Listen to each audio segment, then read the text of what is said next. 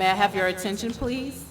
If you have not done so at this time, please sign in and please silence all cell phones and pagers. Thank you.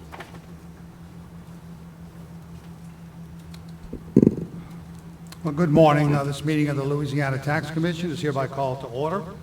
This meeting is being held at the offices of the Louisiana Tax Commission at 1051 North 3rd Street, Suite 225, Baton Rouge, Louisiana.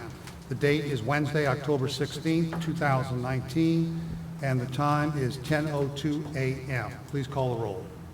Chairman Shahardi. Here. Commissioner Wagasback. Here. Commissioner West. Present. Commissioner Varcher. Here. Commissioner Wood. Here. 5 present and a quorum. Thank you. There being no old business to take up at this time, I will accept a motion for the approval of the minutes of the October 9th, 2019 meeting. So moved. Second. Commissioner Varcher. Yes. Commissioner Wagasback. Yes. Commissioner Wood. Yes. Commissioner West. Yes. And Chairman Shahardi. Yes. All right, at this time, I'll make a motion that we move forward with the appeals on today's docket and hear those items next. We have a second? Second. Commissioner Varcher. Yes. Commissioner Wagasback. Yes. Commissioner Wood. Yes. Commissioner West. Yes. And Chairman Shahardi. Yes. All right, we have a series of appeals from Enerfin Field Services LLC, from Beauregard Parish, Calcasieu, and Vernon Parish. I'm going to assume we're going to kind of hear all three of them together. Yeah, no, Mr. Shahardi, last year you consolidated the three of them, and that's in the transcript, and we'd like to hear them consolidated again this year, if that's okay. Okay. We agree and certainly no objection. So we're going to kind of talk about all three of them together. I realize what was a Calcasieu we didn't hear last year. Yeah, and Mr. Frederickson will. Yeah, and that's fine. We're gonna talk about all of them Do we need a motion to together. consolidate? I guess, do we need a motion to consolidate? All right, you wanna make a motion? I'll make a motion that we consolidate the three appeals for Beauregard Parish, Calcasieu Parish, Vernon Parish. They're all board reviews, the appeal of Ernefin Field Services LLC versus those parishes. Second. Commissioner Varcher. Yes. Commissioner Wagasback. Yes. Commissioner Wood. Yes. Commissioner West. Yes. And Chairman Shahardi. Yes. We're gonna swear in the witnesses. Anybody who's testifying, any of the three parishes, come forward. My name is Drew Hoffman. As y'all know, I'm an attorney for the Tax Commission. I have the pleasure of swearing you in. We swear all the witnesses in together. I think you've each done this before. I will administer the oath. If you will then approach any of the three microphones, affirm the oath by stating I do and state your name for the record. Please raise your right hand. Do you swear or affirm the testimony you're about to give is the truth, the whole truth, and nothing but the truth, so help you God? Tom Emery, I do. Darren Frederickson, I do. Wendy Aguilard, I do. Michael Beeler, I do. Rhonda Ferris, I do. Brent Rutherford, I do. Thank you. Thank you. It is the Tax Commission's policy to accept all documents into the record that were timely pre-filed in accordance with the Commission's rules and regulations. This will be done at the conclusion of all hearings on today's docket. Accordingly, there is no need to formally offer or introduce the exhibits into the record during your appeal hearing. However, if you intend to object to the submission of any of the opposing parties' exhibits, you must notify the Commission at the start of your appeal hearing. As a reminder, this is an administrative hearing, and as such, the rules of evidence are relaxed. The Commission is inclined to review and consider all evidence submitted and to accept such evidence into the record. Mr. Chairman, in accordance with the statement you just made, again, Brian Addington on behalf of the three assessors in this case, we do intend to object to the introduction of Exhibit D, and we will get into that with testimony of the witnesses. And just for the record, Exhibit D we introduced with the transcript from last year because it's discussed in the transcript of last year's hearing. Exhibit D is the transcript from last year? No, there's another exhibit that's the transcript, but Exhibit D is the one-page financial information that was used in last year's hearing and is discussed in the transcript of last year's hearing. Okay. All right, well, this is a taxpayer appeal, so Yeah, I just want to make a brief statement to tell you where we are. If you recall, this is essentially the same hearing that the commission heard last year with Enerfin. There's a difference in the parties, and we can explain why that is. But it's the exact same issue. We're going to have pretty much the same testimony. We are going to adopt the transcript from last year's hearing, if that's okay with the commission, so we don't have to go through all those details again and repeat all that testimony. I am going to call two witnesses to sort of discuss the facts about the pipeline, to remind you very, very briefly, and then Mr. Frederickson is going to discuss how we did the renditions this year and what the values are based on. Essentially, what's going on here is we came to the commission last year and asked for a certain amount of economic functional obsolescence. Last year, the argument was that the assessors had given none, with the exception of one parish, which was Rapides Parish. What happened is the commission affirmed Rapides Parish, and I submitted the three decisions as part of the exhibits, and said that even though the obsolescence wasn't explained, it was within the assessor's discretion. For the other two parishes, Beauregard and Vernon, the commission applied its own obsolescence number, did not give the taxpayer all the obsolescence asked for, but determined its own obsolescence number based on the evidence. This year, we are returning to the commission, simply asking for the commission to affirm exactly what it did last year.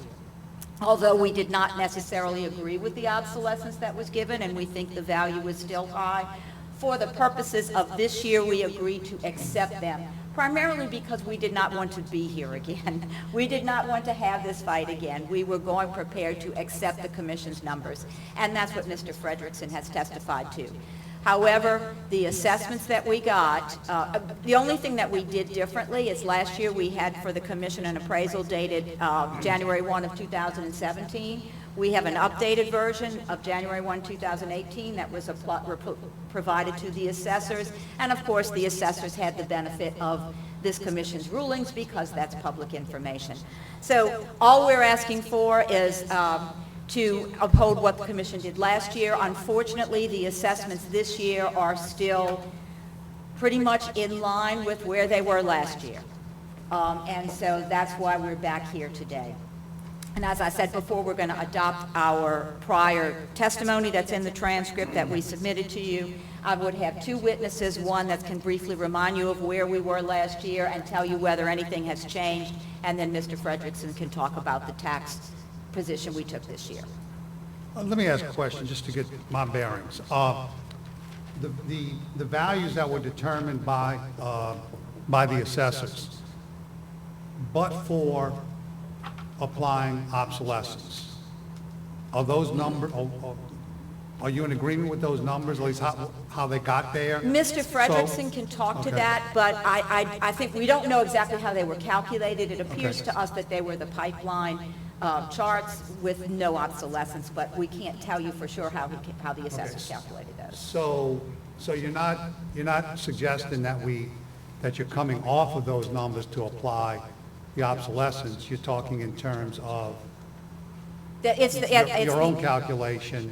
Right. What we did is, I think the commission last year applied those numbers and then did a lesser obsolescence. If I remember correctly, what the decision did, we had an obsolescence that was based on the original maximum operating pressure of the pipelines when they were operating. Remember, they were originally crude oil pipelines, and there's something in the public record saying they can't be operated that way anymore. And we had obsolescence off that original maximum operating pressure all the way to the current operating pressure. And that sort of went hand in hand with where the appraisal was for the entire system. The appraisal for the entire system last year, about 50% of which in Texas, about 50% in Louisiana, was 1.9 million. What the commission did is they took the current maximum operating pressure and applied the obsolescence based on that. Okay, and that's how the commission, it's my understanding from reading the opinion, that's how you got there. We accepted that approach for this year, is what we did. Although this year's appraisal will show that the actual value of the entire system has gone down to about 1.5 million.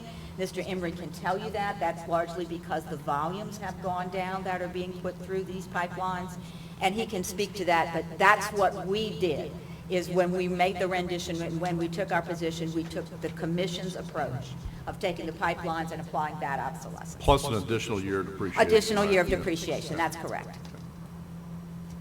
And the system is now carrying natural gas as opposed to It has to oil? carry natural gas, because if you remember correctly, Mr. Emery can testify to this, it was originally a crude oil pipeline. It was abandoned essentially, was not in use anymore. It was bought at salvage value because it could be repurposed essentially to gather unprocessed gas and eliminate the need for small production to have processing facilities right there, a processing plant right there. It's a more economic way to do it. And Mr. Emery can testify, what he did testify to last year is that it's way overbuilt for what it's needed to be. That if you built it today, and we had Mr. Crafton, I think, talk to that last year, if you built it today, it would be much, much smaller. And Mr. Emery said, as a matter of fact, you would not be able to economically build it today to function that same use. It would be uneconomical. The only reason that they're able to use it is because it was there, it was unused, and they were able to get it at salvage value.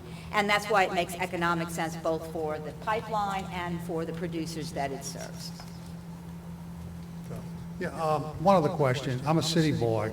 Natural gas to me is a knob on a stove, and you turn it, and the gas comes up, and hopefully it clicks, and it lights up automatically. Physically, how do they repurpose the pipeline? Is that something you can I think inform us Mr. of? Emery might be a little Okay. bit better able to talk to that. When you come up, if I forget to ask, if you don't mind doing that, I Sure. appreciate it. Okay. All right, well, Did Mr. Eddington? do you want to make an open statement, or you just want to wait? Okay. All right, my first witness is Mr. Tom Emery.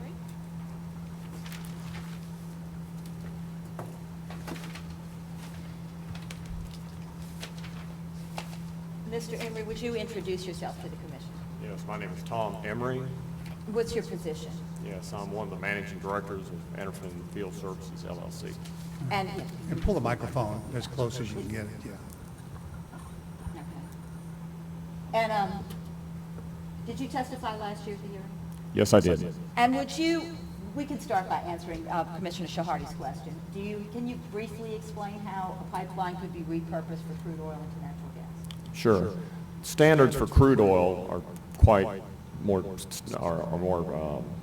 rigorous than natural gas, but there are differences in moving liquids versus natural gas. So what we have to do is go in and change generally certain fittings and junction points and measurement equipment, since you're dealing with a different product.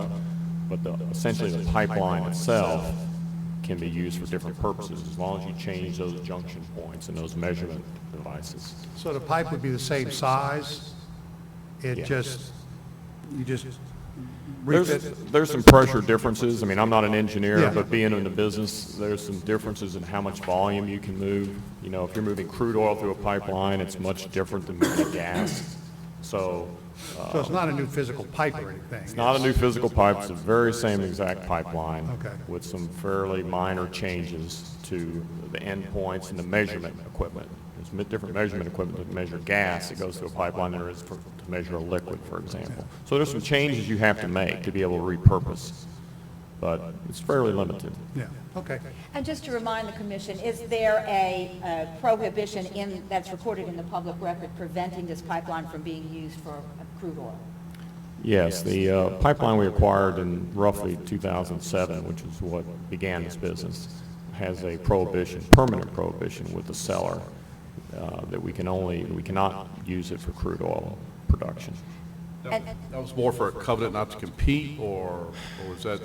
It's hard to say what was in their minds. It could be a combination of, it's probably not as much covenant for non-compete, because the pipeline was originally designed to take crude oil from a field up in Vernon and Rapides Parish, and that field, production declined to a point where it didn't make economic sense to operate a pipeline. The crude oil is now trucked out from each of the wellheads.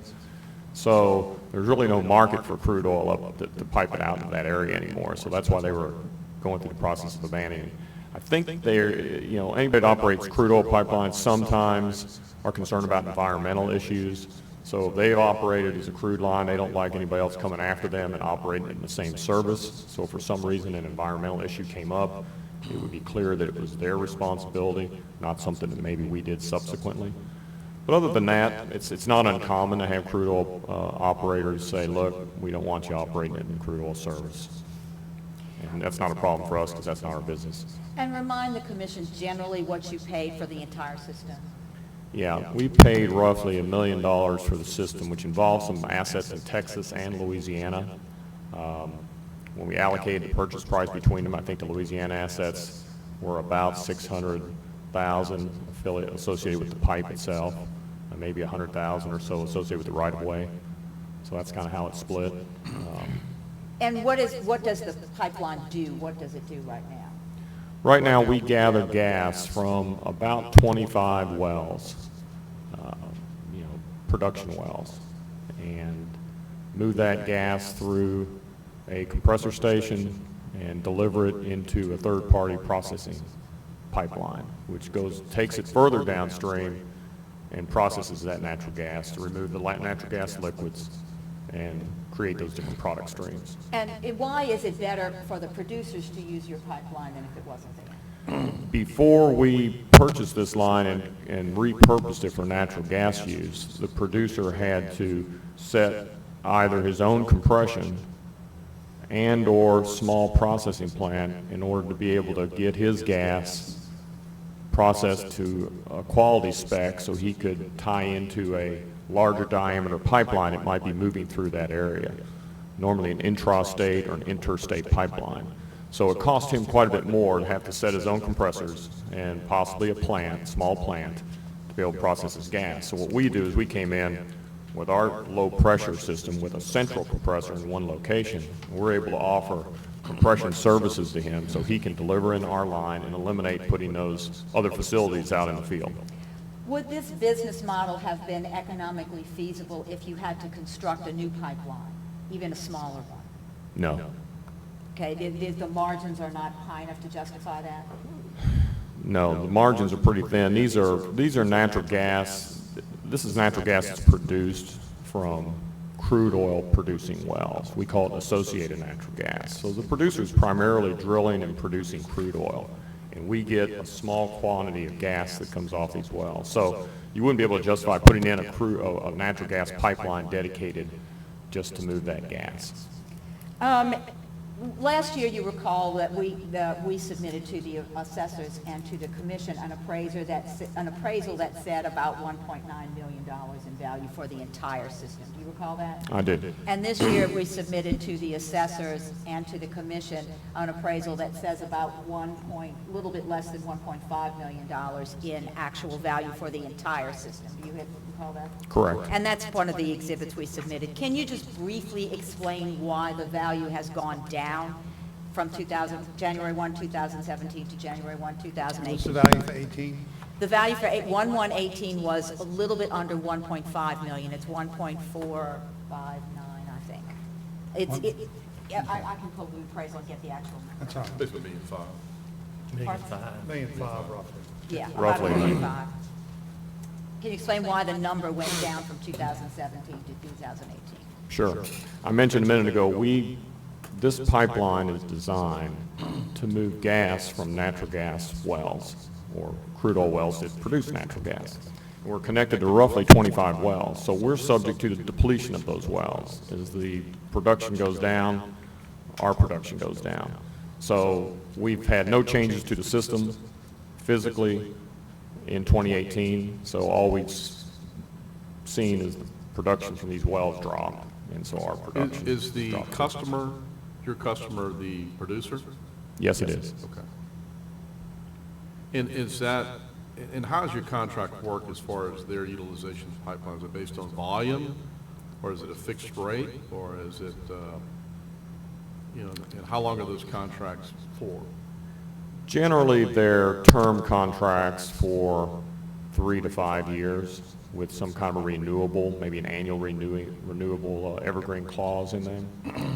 Generally speaking, we're moving this gas for a transportation fee, although in many instances we'll buy the gas at the wellhead and pay him a large percentage of what the gas and liquids are worth once we sell the ultimate product at the end. So the net effect is we earn a margin, a thin margin. It's like a transportation fee, because that's really the service we're providing, is moving gas from point A to point B. But you're moving it before it's processed, essentially. We're moving it, we'd like to call it wet or unprocessed gas. So, That was my question. Is it natural gas, or is it processed first and then moved, or is it, are you moving it back and forth after you process it? no, it's, what we buy is straight out of the well. So it's unprocessed natural gas. Natural gas. And it's really not saleable into most market pipelines in that state. You have to treat it. You have to really extract the natural gas liquids from the gas stream. And when I say natural gas liquids, I'm referring to, propane, butanes, natural gasoline. And so we do not own a processing plant to do that. All our pipeline does is pick up the gas from these 25 wells, transport it to another third-party pipeline, who then moves it to their processing plant, in which case they extract the liquids and the methane, which is what we think natural gas is, and we burn in our homes, and those are the products that then get sold. So So it's no different when you get it to when you move it, do you sell it to the ultimate user at the end? It's the same, it's in the same state.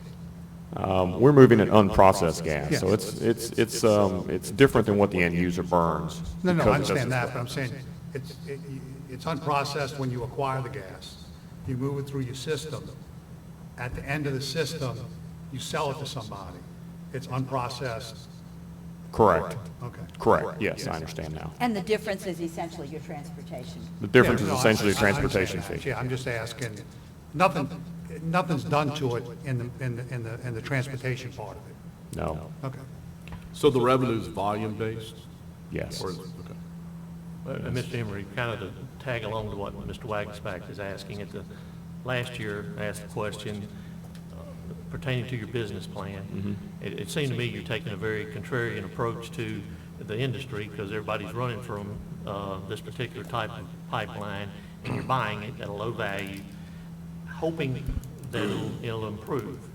And the question was, how does it improve? One, price, also, I think, possibly more application from the wellhead, that some of the producers actually may build a line to your system, or vice versa. Has any of that taken place? In 2018, we did not add any wells that I recall.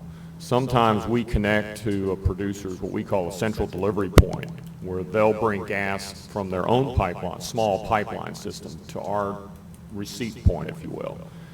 They may go behind that system and drill a well or work over a well that we're not aware of initially, so that can happen. But in 2018, we had very, very little activity.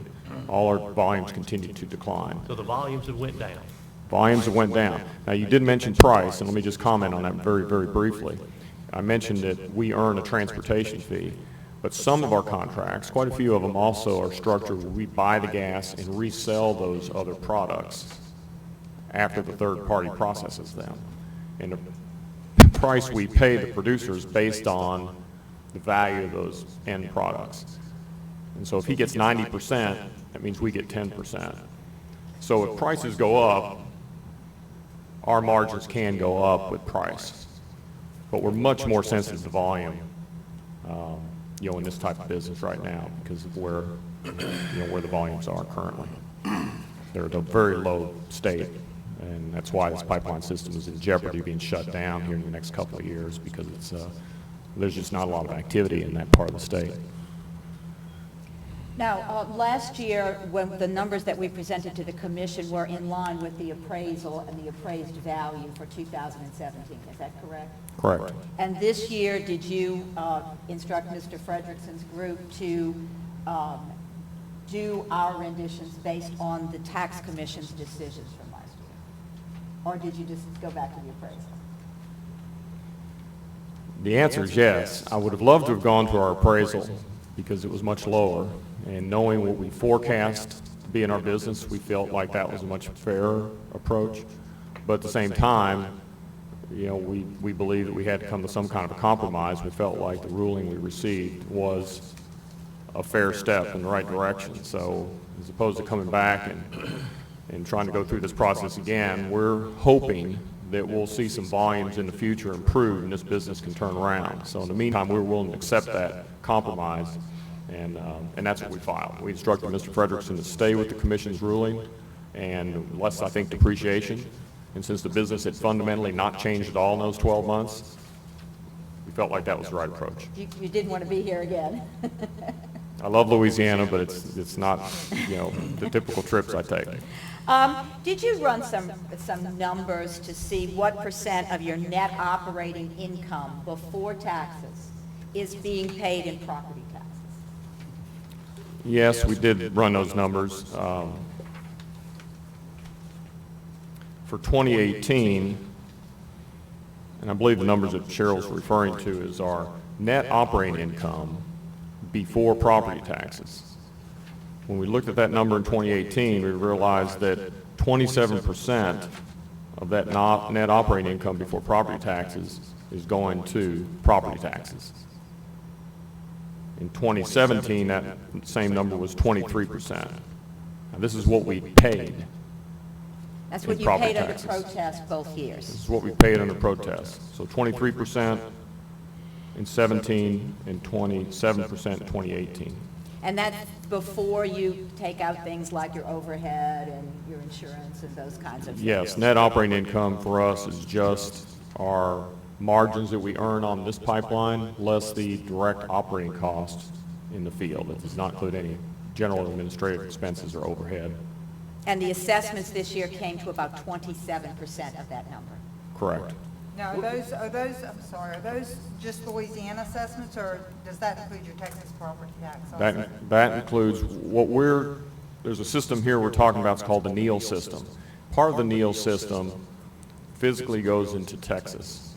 It's not, there's other assets in Texas that we purchased, I think I mentioned earlier, for that $1 million. It has nothing to do with these systems or these dollars. But to answer your question, yes, there's a little bit in Texas, and that property tax does include that number. What's the total dollar amount of the property taxes on the assessment?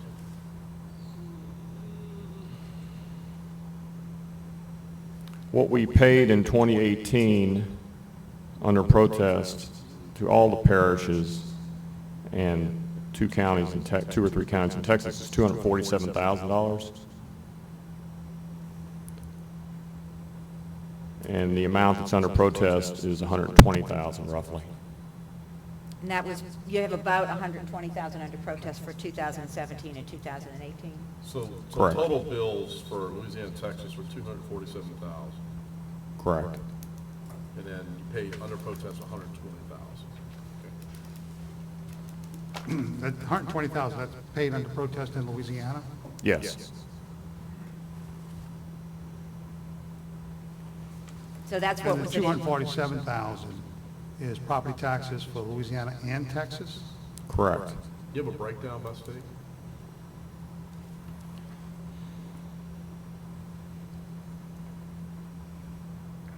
I don't have that in front of me, but as I recall, the Texas component is fairly small. I'm looking at Vernon Parish of 94,000 in 2018, Beauregard of 103,000. The other parishes in a couple of Texas counties is 50,000. 50,000 for the other parishes and counties, I would roughly guess it's probably 50-50, perhaps 25,000 in Texas, maximum. So of the 247,000, 25,000? That'd be my estimate. Okay. Total Texas? Correct. At some point, could the amount of property taxes make this pipeline uneconomical to operate? Yes. 2019 is shaping up to be a very poor year. Our volumes continue to decline. Plus, we've seen a drop in prices. So the combination of the two, based on our forecast, are shaping up to where 2019 will be, our property taxes will be roughly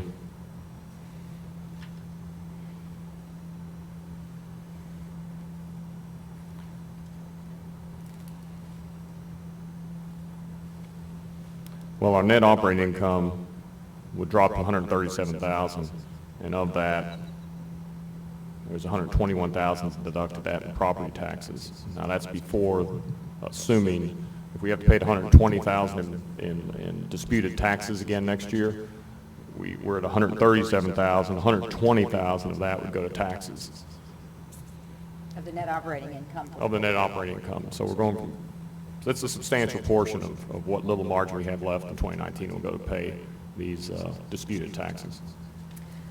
I don't think I have any further questions. Is this Ernefin Resources Company, is this pipeline a standalone entity? Is it a standalone LLC or a standalone entity? In other words, is there a set of books specific for this pipeline operation, which includes Texas and Louisiana, and the 2 compressor stations? Yes, we operate several LLCs in about 3 states. Ernefin Field Services LLC owns these pipelines and assets in Louisiana and also owns some systems in Texas. Is its assets just this pipeline and these compressor stations No. itself? No? Okay. But the numbers I've been sharing with you today, and we shared in the testimony last year, was just for the NEAL system, Okay. which is this system that we're talking about. And these are some of the numbers in the appraisals as well. And these are exactly the numbers we had appraised were just for this NEAL system. And I didn't really see any audited financials or any other financials other than data that was included in the appraisal. So I guess I was just trying to reach and look at this some further backup to kind of support your gross margins and your overhead or property taxes, et cetera. I think we addressed that question last year as well. We do have an annual audit of all of our companies, but because Ernefin Field Services owns assets and systems in other states, Texas and Louisiana, there's not a specific audit just for that system. That's what I was asking. Was there a But we specific do have financial- support that shows how those various systems add up to our audited numbers, certainly. But again, this year, for 2018, we are just giving that to the commission for information. The numbers we provided are based on the commission's ruling last year. That's correct. I don't have any further questions of this witness. Mr. Emery, I want to start off with really your last comment. You said that we do have support to show that the income numbers you're reporting add up to your audited values. Did I understand you correctly?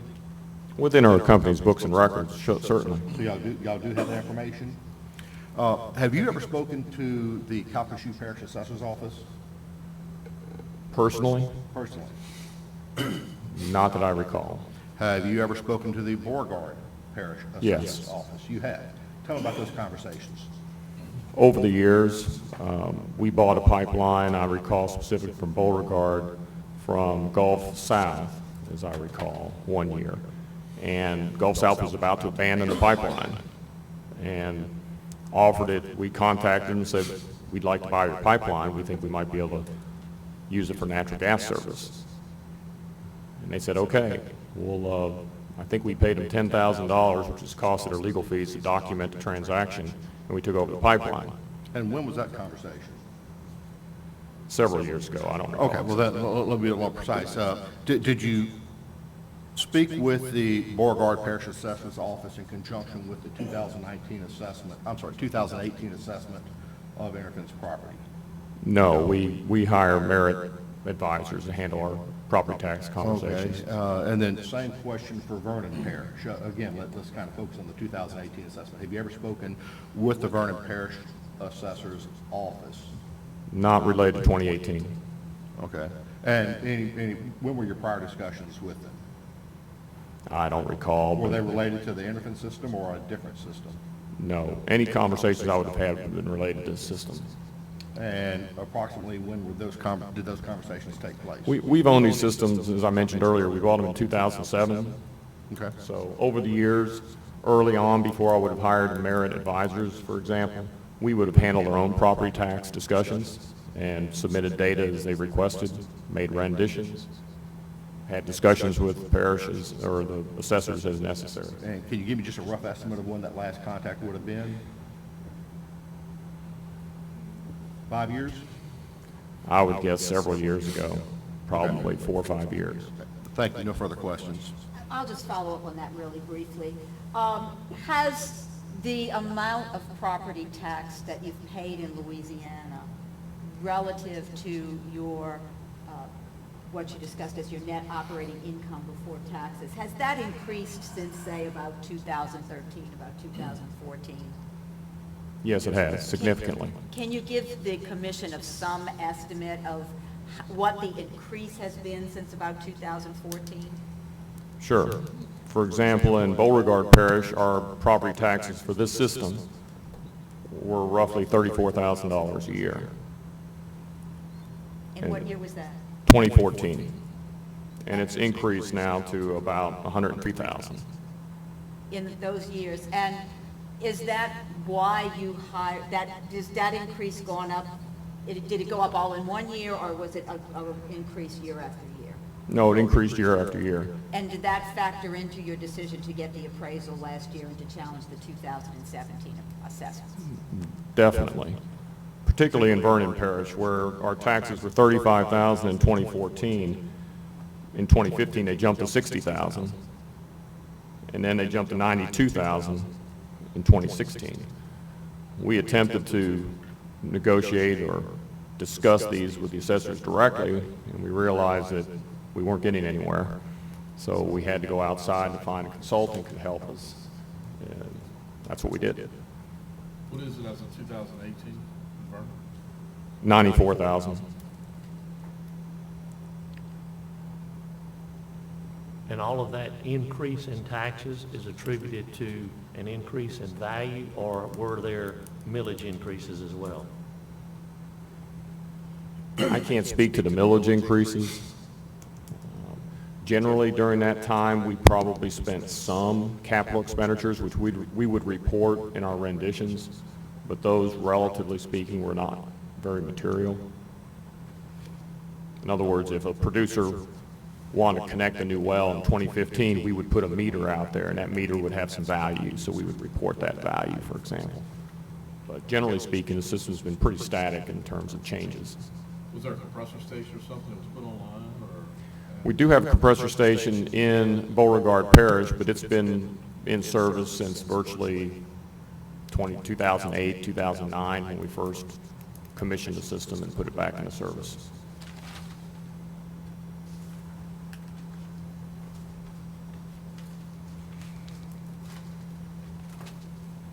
If there's no further questions, I can call my next witness. We're going to call Mr. Darren Fredrickson.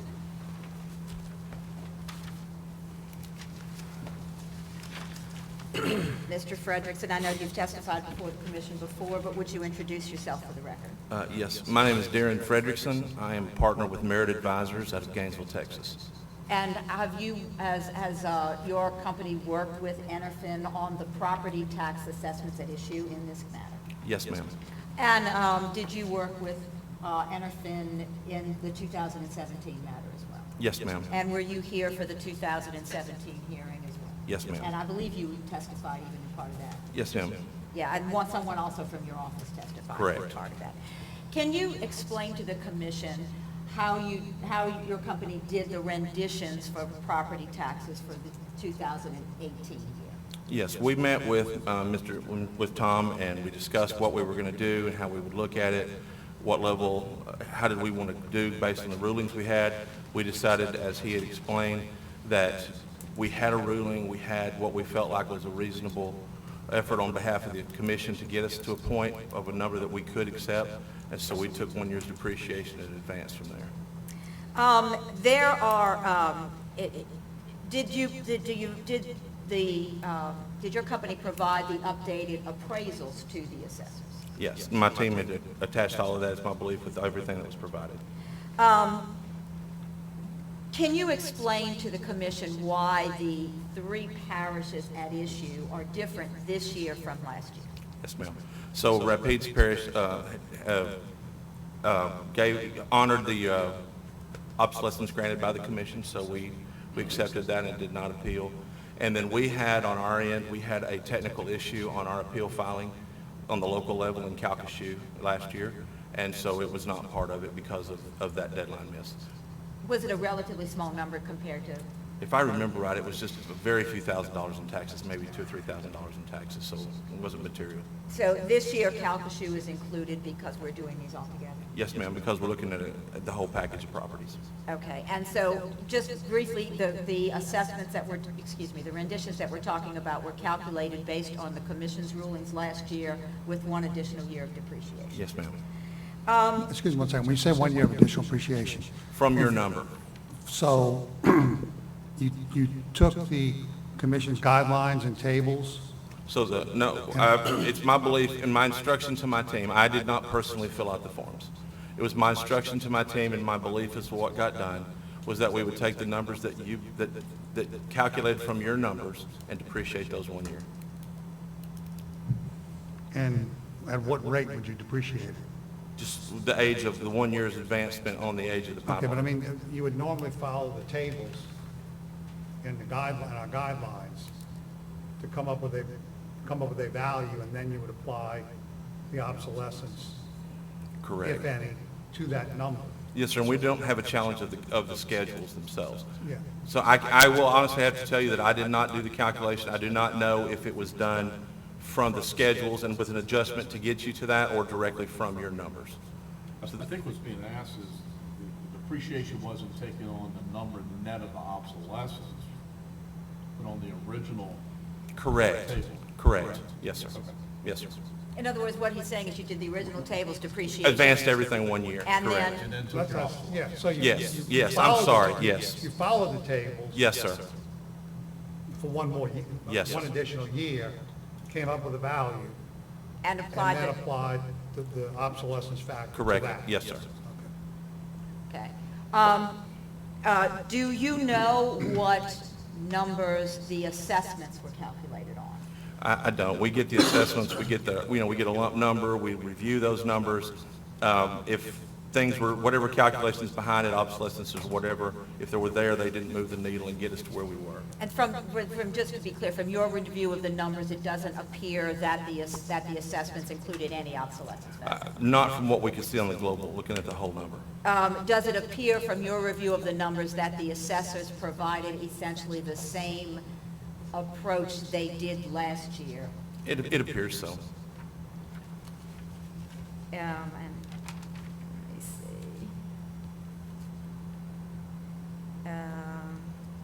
I think that's all I have for this witness.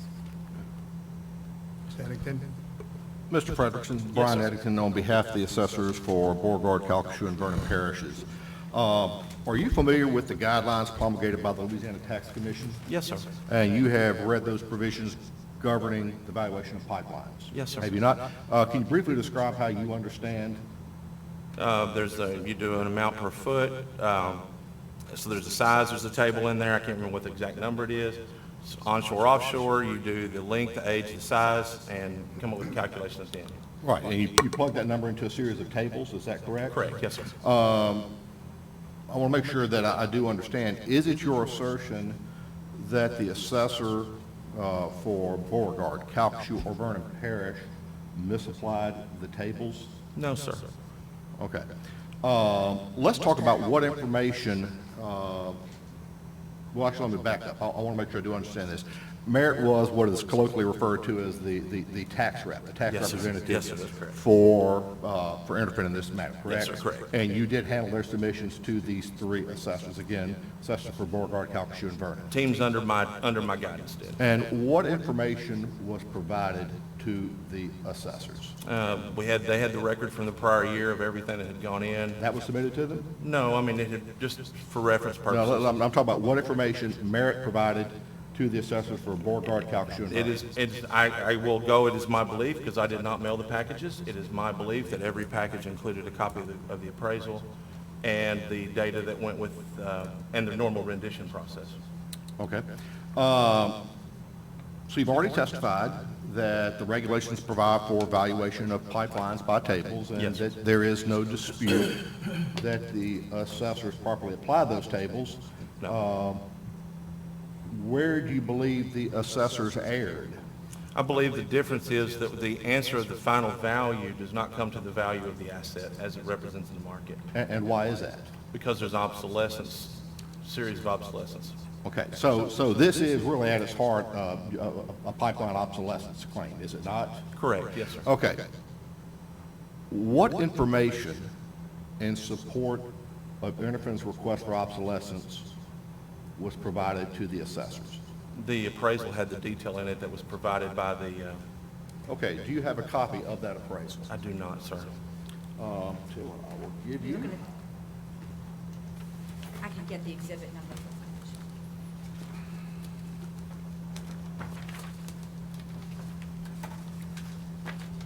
It's actually, there are two appraisals in the packet, but it's part of Exhibit B.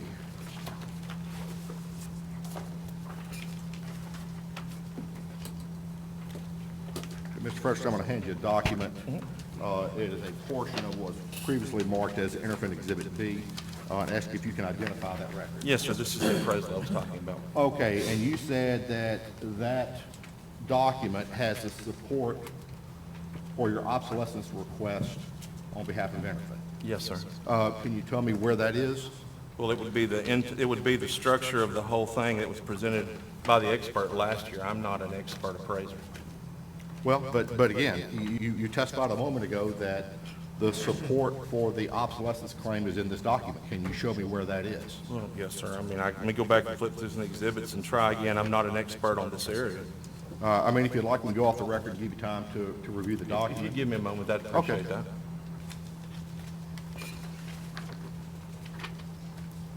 Are we up to that? I think we are. Okay. Are we off the record? I'm off the record. Okay.